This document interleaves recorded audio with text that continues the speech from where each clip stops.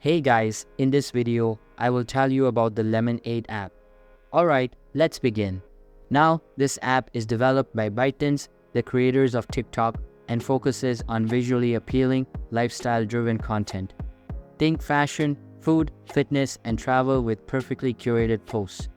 The user interface is clean and easy to navigate, emphasizing discovery. You will find tabs for exploring trends, following creators, and posting your content. Lemon8's built-in tools are a game changer for creators.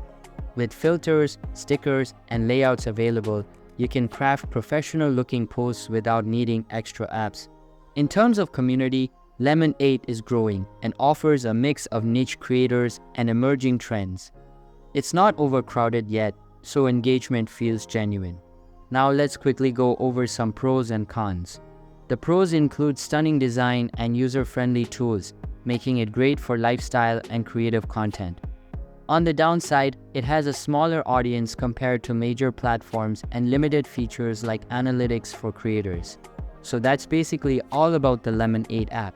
And that's it for this video. If you find this helpful, consider subscribing and giving this a big thumbs up. Thanks.